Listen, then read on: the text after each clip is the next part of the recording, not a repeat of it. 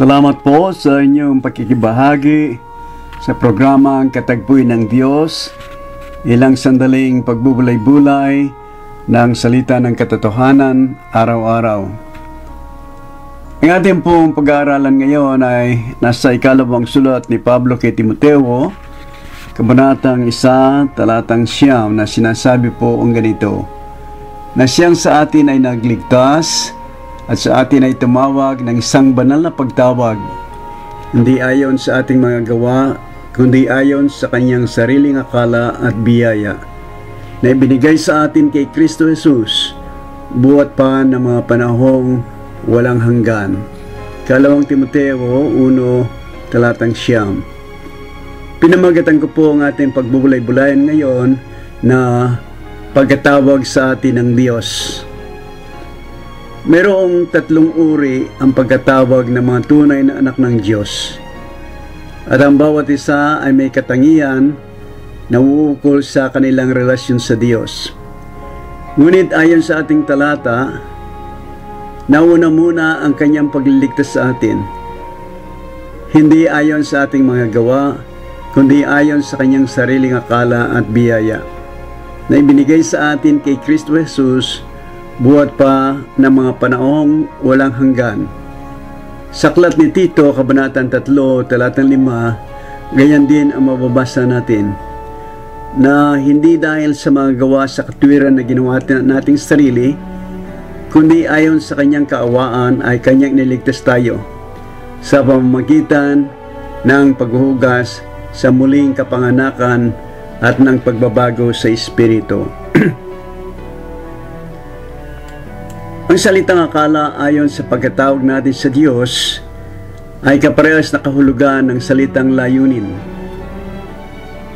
Iniligtas tayo ng Diyos ayon sa kanyang sariling layunin at biyaya dahil kay Kristo Jesus. Nangangahulugan na mayroong layunin ng Diyos sa pagliligtas niya at pagtawag sa atin. Unang layunin ng Diyos sa pagliligtas at pagtawag niya ay ang kanyang banal na pagtawag sa atin. Ang salitang banal dito ay ang patuloy na pagpapabanal ng Espiritu ng Diyos na sumasa atin at sa pamamagitan ng ating mga pananalangin at ng kanyang banal na salita na nanasa atin. Awit kabanatang 119, talatang 11, Efeso kabanatang 5, talatang 26, Roma Kapitulo 8, talatang 26. Kung may panahon po kayo, basahin ninyo. Sapagkat ang kanyang gawain ay banal, kinakailangan gumawa nito ay banal din. Hindi lang sa kanilang kinatatayuan dahil kay Kristo Jesus, kundi sa kanila ding relasyon sa Diyos sa araw-araw na pamumuhay. Natapos sa isang malaking bahay, ay hindi lamang may mga sisidlang ginto at pilak, kundi meron din namang kahoy at lupa. At ang iba ay sa ikapupuri, at ang iba ay sa ikasisirang puri. Kung sino man nga ay malinis sa alinman sa mga ito, ay magiging sisidlang ikapupuri. Pinakabanal, marapat gamitin ng may-ari, nahahanda sa lahat ng gawang mabuti. Ikalawang Timoteo, kabanatang 2, talatang 20 at 21. Pangalawang uri ng pagtawag sa atin ay ang dakilang pagtawag ng Diyos na kay Kristo Jesus. Wala nang pinakadakilang pagtawag sa isang tao, kundi ang pagtawag ng Diyos sa Kanya. Hindi ang pagkatawag sa panunungkulan sa pamahalaan, pagkatawag sa trabaho, tawag ng lipunan upang tumanggap ng koronang nasisira, tawag upang tumungo sa isang masaganang bansa, kundi ang dakilang pagtawag ng dakilang Diyos na makapangyarihan sa lahat. Ganito ang sabi ni Pablo sa dakilang pagkatawag niya sa Diyos: Mga kapatid, hindi ko pa inaaring inabot. Natapos ang bagay ang ginagawa ko, na nililimot ang mga bagay na nasa likuran at tinutungo ang mga bagay na hinaharap. Nagtutumulin ako sa hangganan sa gantimpala ng dakilang pagtawag ng Diyos na kay Kristo Jesus. Pilipos, Kabanatang 3, talatang 13 at 14. Ito ang higit na pinahahalagaan ni Apostol Pablo, ang dakilang pagtawag ng Diyos sa kanya, kung kaya't nagawa niyang ituring na sukal lamang ang mga bagay na pakinabang sa kanya, magawa lamang sundin ang dakilang pagtawag sa kanang Diyos.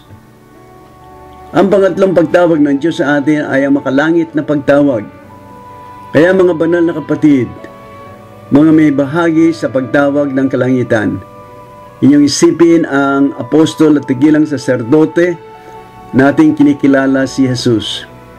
Hebreo 3, talatang 1. Ang Panginoong Jesus sa kanyang pagkakatawang tao ang siyang pinakasakdal o ganap na halimbawa sa makalangit na pagtawag sa atin.